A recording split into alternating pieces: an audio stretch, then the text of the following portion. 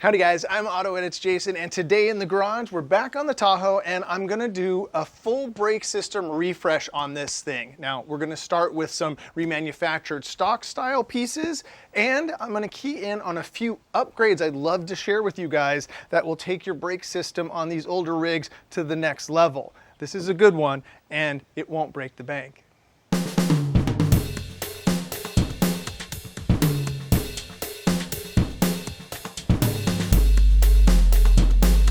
All right, so let's quickly run through the ingredients in today's install video, starting here with the Powerstop Brakes Z36 Truck and Tow package. Now, this is $248 and it comes with remanufactured powder-coated red calipers with cross-drilled and slotted rotors. Love those things, have them on the truck and on the Jeep. Just absolutely worth it, especially on a 20-something-year-old vehicle. And then kind of the highlight to me is the Z36 Pads. I've had such great experience with these things. These are carbon fiber ceramic pad. They make no dust. Then I replaced the master cylinder with this stock replacement Raybestos OEM master cylinder for this thing.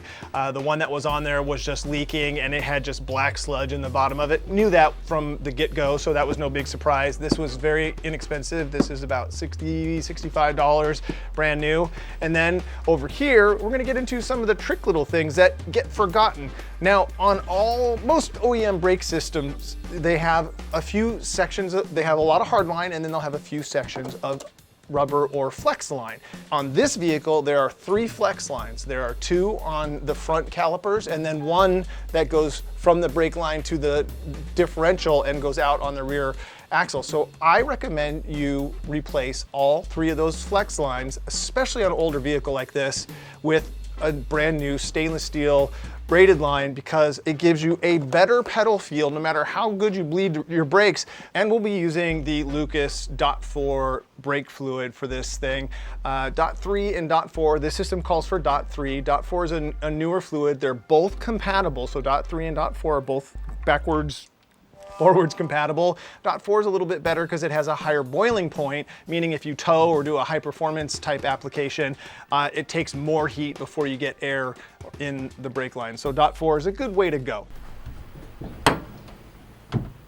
I knew the original brake cylinder was compromised from the moment I lifted the hood and checked it, you know, when I went to drive this thing back from San Jose back down here to Los Angeles. And and that was because when you open the hood, there's corrosion down at the bottom of the booster, so you can see that it had been dripping. And as I popped the top, it just had this tiny bit of black sludge in the bottom, so I immediately just went to the auto parts store and just filled it up with brake fluid just to get me home. And it's been doing actually pretty okay. So I just knew that that was a time it was going to be needing to be rebuilt or replaced, and I could see the rust in the back of the piston here, so I knew that was something that was going to need to get done. It is not hard to swap that thing out. Matter of fact, it's super easy, barely an inconvenience. It's the 2 bolts on the booster and the 2 brake lines, one for the rear, one for the front, into the side. And then bleeding that will be a challenge, but we're going to worry about that because I have a pressure bleeder now in a minute. So let's get to the rears.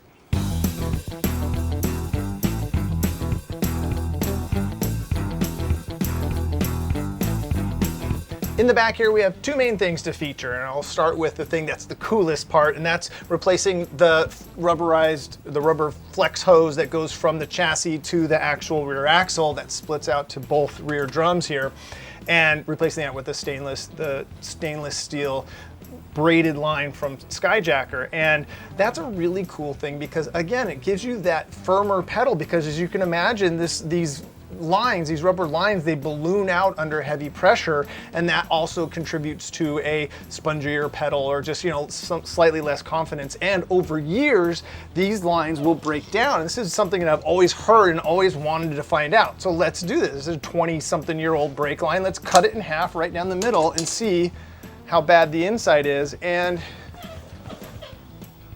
they don't look that bad. It certainly hasn't collapsed over the years like a lot of people will say that, oh, the rubber breaks down and collapses, which could be. That wasn't the case here, but I'm replacing that anyway because it's just something that I like to do. And then speaking of, let's talk about these drums here.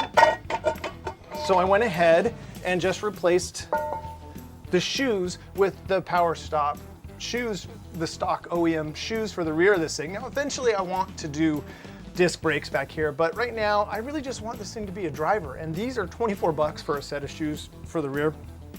And it just, they work good enough, you know? And I just used all the stock hardware. You know, the video I watched to get this was Eric the Car Guy's 10-year-old video on doing drum brakes on an old GM, and it was awesome. And here's a tip he gave me that I've been missing on drum brakes all these years. Each shoe rides against this backing plate in 3 ears or 3 tabs. And what he reminded you to do in that video, or me to do in that video, was to actually sand down or Scotch-Brite each of those contact patches, because originally they put some grease or something on there and then it just kind of cakes up over the years. And sure enough, the whole reason I replaced these was because this pad was worn from here to here down to the rivets. And it was because the shoe got caught up on that and wouldn't recenter. And that's why his tip is so cool. So what I did was I Scotch-Brited all 3 tabs, all the mounting points where they actually hit the backing plate, and put a little bit of anti-seize, a little bit of lubricant, high temp lubricant on each one of those things. So they are like butter. They recenter, you know, I can put the drum on, hit the e-brake, and they recenter perfectly. So there you go. There's another pro tip for you there when you're doing your shoes. Oh, and there you have it. That's the rear. And you may notice as well that I have done a bit of a rattle can restoration here under the chassis. That's just with that semi-gloss black spray paint. So let's get the front caliper installed, and then we'll just bleed these things. And there's another tip into that section as well.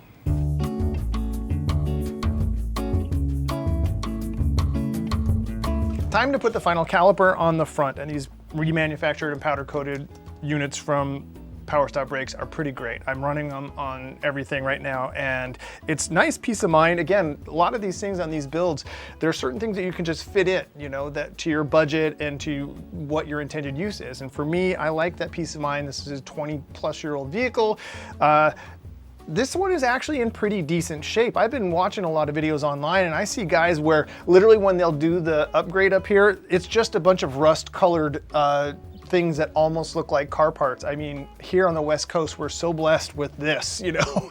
So, but it's nice to be able to freshen up some stuff. Now, some things to think of before you put even these remanufactured ones is inside these little sliders on these things. And so you just put a little bit, they come pre-greased, but put a little bit of high temp grease inside that slider there, and then just put your little rubber boots back on. That's a little tip there.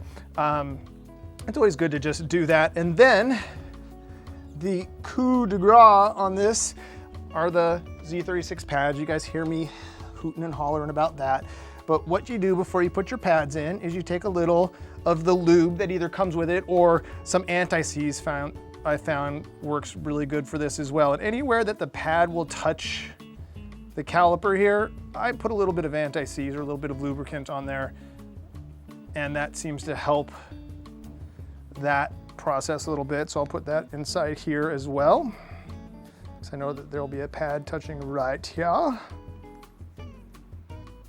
Try not to get it all over yourself, but that is part of the anti-seize curse, is that it will. You obviously don't want to get any of the lubricant on the braking surface itself.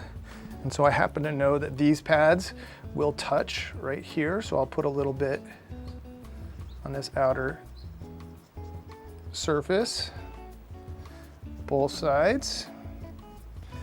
This is the inside pad. I do like the way these work here, that you just kind of hold themselves into place. There we go, inside in. The outside actually slots right in to these little grooves right here, so get that one in place. Get that in place, and that's it. Now our caliper is ready to install. I like to use a little bit of orange Loctite on the caliper mounting bolts here. I would do that to whatever your preferences are. I've had good luck with that. I just want to have that security. We're going to torque those down to 36 foot-pounds in a minute, but I like the peace of mind, again, of a little bit of Loctite on there. So we'll just go ahead and slide that into place. Start our caliper bolts. So easy, I like this little system.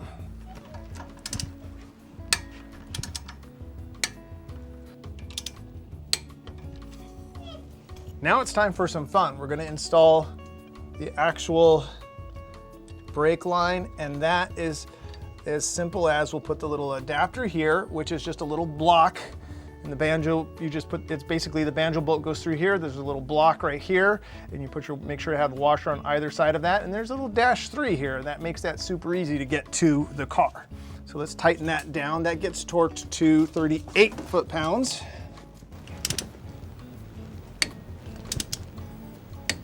Now to just attach where the stock fitting went in to the hard line here, down to here with our flex. And I put a little plug up here, so I'm gonna go ahead and put a little rag up here because I'm sure it's going to leak a little bit. And we don't want to make a huge mess. Okay, that's coming done. And then we'll just go through.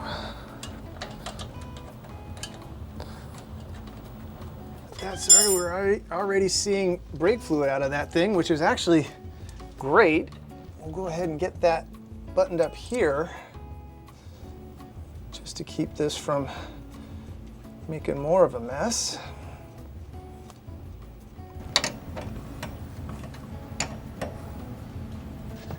What we'll do is we'll spray a little bit of brake clean up in here to clean up our mess. You don't want any residual brake fluid just sitting on stuff up there. I think I'm gonna want it to run just like this, just like that. So now I'll grab a 7/16 and just put a quick tighten on the -3 fitting here. And that will button that up. Now we just gotta attach it. I'll use some zip ties here. Make it functional, and then you just got to make sure that it will go through the full travel. So we know we're at full droop, so we're good there reach-wise. So it just has to make sure that it goes all the way left, all the way right.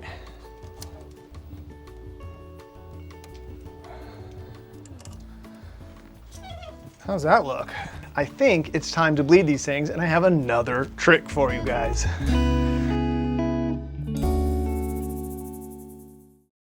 And for our final trick for the bleeding, as you guys know on this channel, or if you haven't, I've always done it with a pump at the actual wheel cylinder, and you know, it just takes forever, and I've been able to get decent results with that, but I finally got talked into getting one of these things. They're not that expensive. I'll put one of the links, I'll put all the links to all this stuff in either the description or you can go to my Amazon store and pick some of this stuff up because it's become so helpful. I can't believe I waited this long to get one of these things. This is Motive Pressure Bleeder, and what you do is, you know, I actually got this thing to do Joe's Jeep, and there's an adapter, let me get that for you guys, for the different style of master cylinder. So this is obviously the one that would go for the Jeep. And then I got this universal adapter that you just use a couple of chains and a couple of wing nuts on these things to give yourself a seal onto that thing.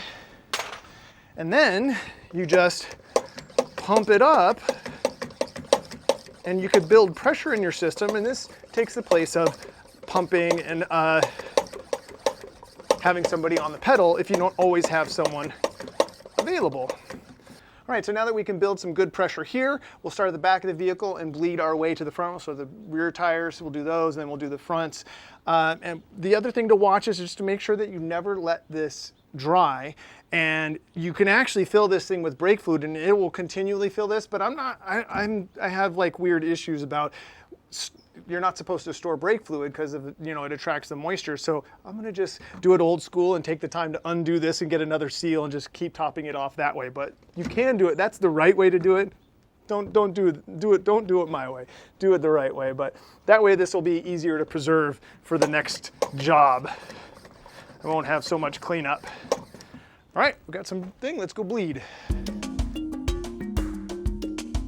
So I just put a little bleeder hose here, and we will just open this up. And let the fluid flow. I could actually see some fluid starting to flow. And we'll have to do two things. We're not just bleeding the rears, we're actually flushing. So we want to make sure that all of the fluid, see down on the bottom there, it's pitch black, the fluid that's coming out. You can actually see it right here in the line. It's black. That's bad. So what we'll do is we'll keep an eye on that until that turns clear, and we want to make sure that we don't run the master cylinder dry. Oh, we're full here. Let's go dump this thing. Keep going here. Nice and clear. That's what I'm talking about. Now it's time for the bleed. And for the bleed, I actually turn the hose up so I can actually really get a good feel for the air bubbles. Hard to see in this light, but oh, it's perfect. I didn't see any air bubbles and nice clear fluid. Okay, we'll come back and do this again. We'll do this in a couple rounds, but there you go. That's how you bleed the back. Let's get to the front. So we have good pressure in there. The backs are done. Now before I do the fronts, I want to show you guys how to bleed if your truck does have an ABS module, there's a little bleeder valve up here. Let me show you where to bleed that thing. All right, so this is the anti-lock braking system on this. So there's a little rubber cap that goes over that. And there's a little plunger right here that you'll just hit a few times to bleed any air out of there.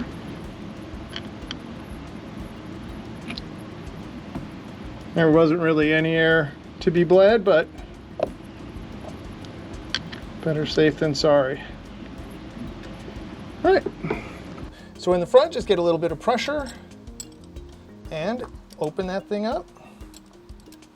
And since we gravity bled these things, there are no bubbles. That's amazing.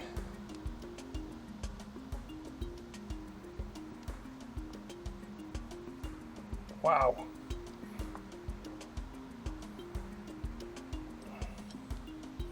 Let's see what the fluid looks like.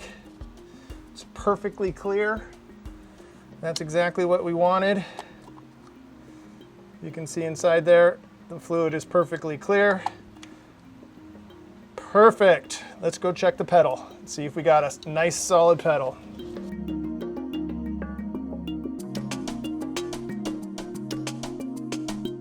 Okay, we'll let the air out of this guy. Release the lid. Telling you, this guy is a game changer. Really makes this job easy.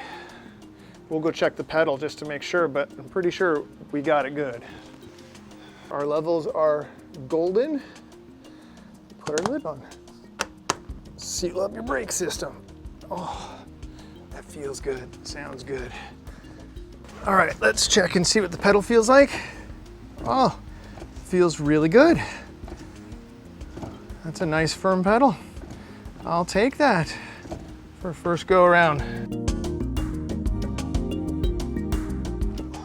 And there you have it, a full and complete brake refresh on the Tahoe. Now this applies to other vehicles as well, same principles. Replace rubber lines with steel braided lines, good friction material. I'm very happy with the Powerstop Z36. And now it's just time for me to put some miles on the thing. I'm gonna go get it aligned, of course. I have the eyeball on it for now, and that'll be enough for me to do the next important thing, and that's to actually seat the brakes in. I show you guys that procedure on the Jeep video when I show you the install, and that's going through some heat cycles because the carbon fiber ceramic pads actually embed onto the rotors, and just that's what makes the magic on these things. And then we see what's next and start heading out for some adventures. Thank you guys so much for watching. Until next time, enjoy your drive. Time for me to start driving this thing. Yeah.